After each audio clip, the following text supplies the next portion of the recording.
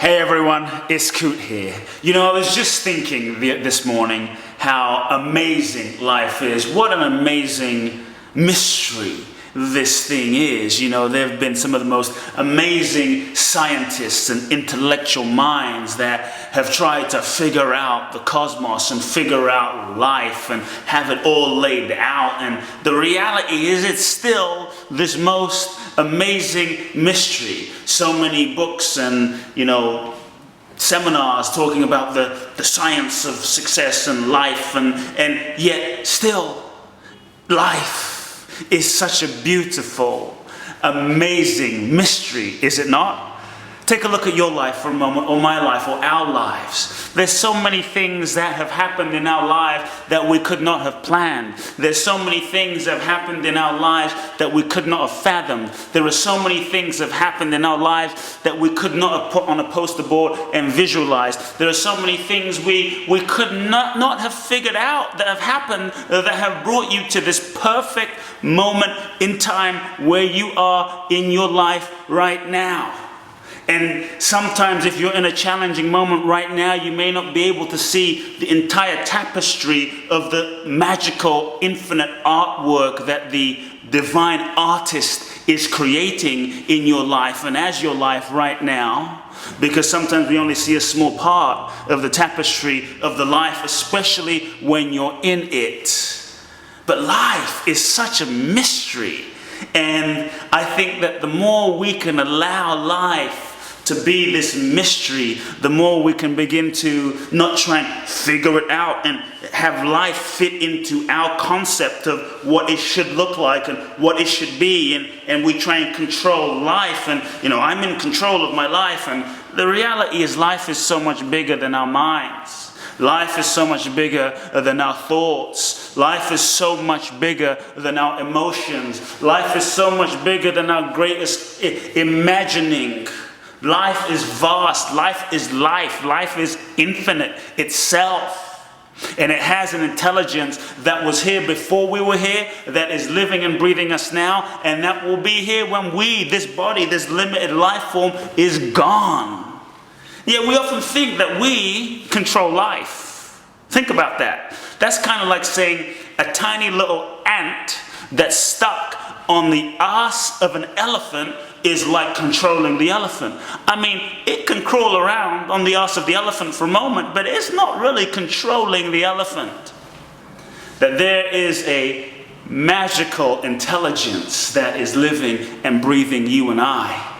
There's a magical intelligence that's living and functioning and digesting and fulfilling itself as the totality in the multiplicity of form of all of humanity right now.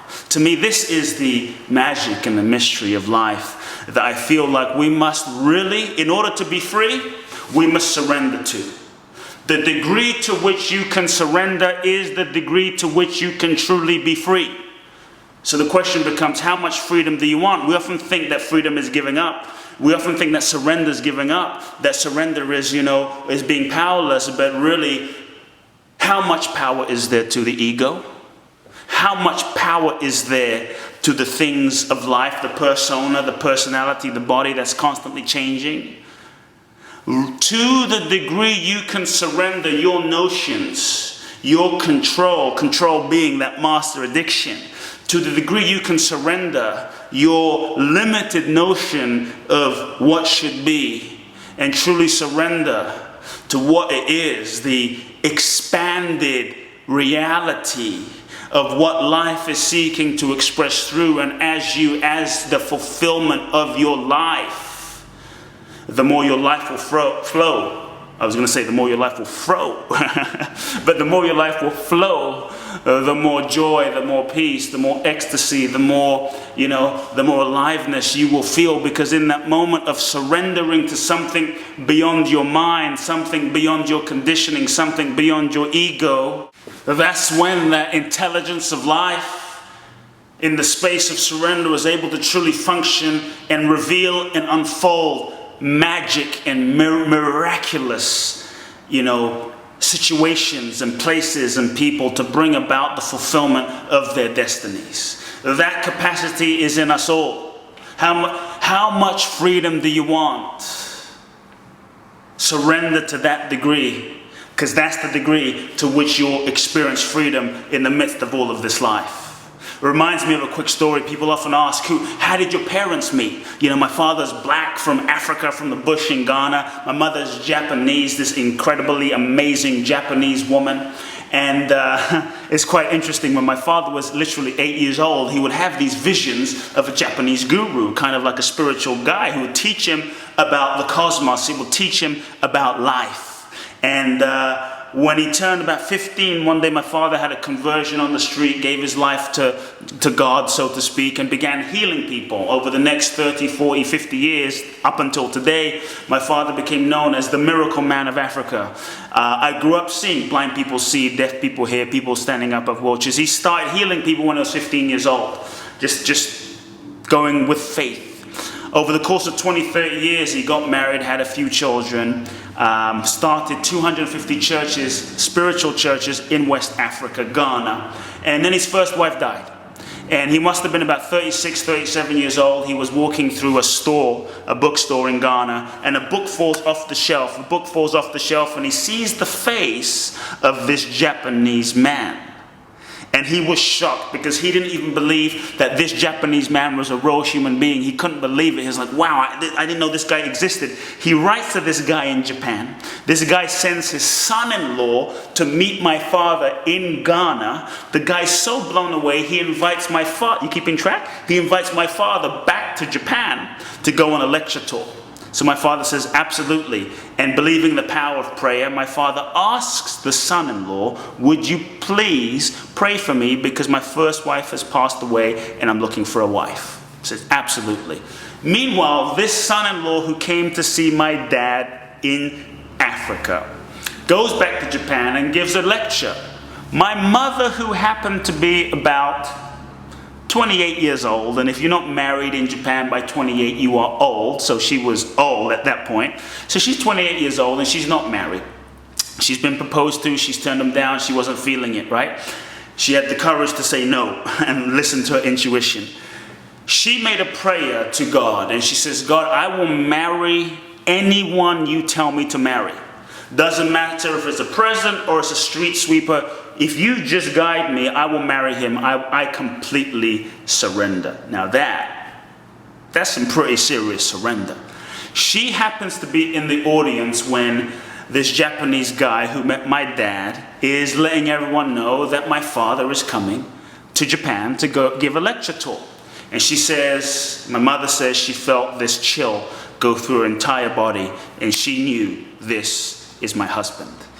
Meanwhile, stick with me, my dad is in London on his way to Japan, and he's there for a couple of weeks. He's meditating. God says, your wife will come to you tomorrow. He thinks to himself, I don't know anyone here. How am I going to meet anyone in London?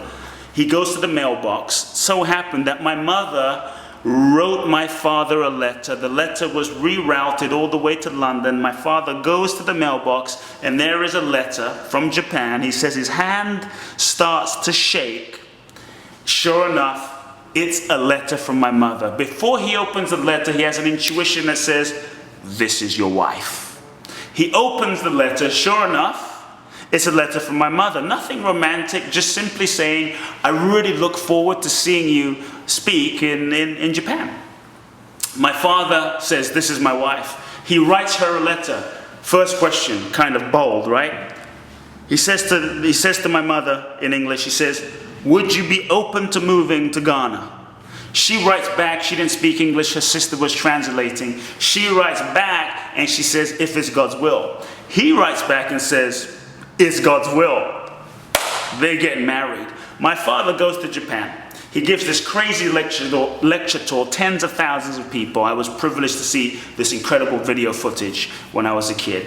He goes on this lecture tour. He meets my mother for the first time. She doesn't speak English. He doesn't speak Japanese. They point at each other. They nod. They basically make an agreement. You know, talk about surrender. They make an agreement to get married in that moment, based on looking at each other and a feeling and truly surrendering.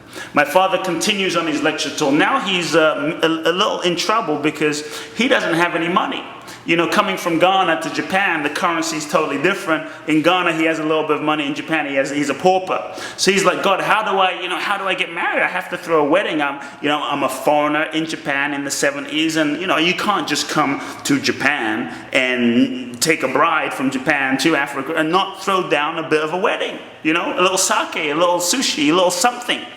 So he's like, God, what do I do? It's expensive to throw a wedding. Just chill. Just chill is the guidance. So if you're faced with a situation and you're not sure what to do, just chill. So he goes about his business in Japan, meditates, completely surrenders. He goes to his mailbox in about 3 to 4 weeks. There is an envelope in his mailbox. He opens the envelope. There is $7,000 in US dollars, in cash, in the mid-70s. $7,000, no name, anonymous, with a note that says, this is for your wedding. That's it. Turns out, years later, a Japanese supermarket, mogul was moved in a meditation after reading a newspaper article about my father marrying this Japanese woman, and he felt moved to give them a gift. $7,000. Just like that. They got married, threw down an amazing wedding, took my mother on a honeymoon, took her to Ghana, and voila, here I am. I definitely am glad they surrendered. So just know this. There is an intelligence beyond your mind. There is an intelligence beyond your mind that you will find is able to fulfill things through and as you in ways that you cannot fathom. Your job is not to figure it out. Your job is not to stress and worry. Your job is to say yes, to open and surrender so deeply and ask that the universe use you, use your body, use your mind, use your gifts, use your talents for the betterment of humanity and the fulfillment of the reason for which you were born. And if you do that, you will activate an energy, you will activate an openness, and miraculous things will happen beyond anything you could think of and do with your own might and power. I'm glad my parents surrendered to their highest destiny, because miraculous things happened. And when you surrender too, miracles are already waiting for you. Are you ready? Love now.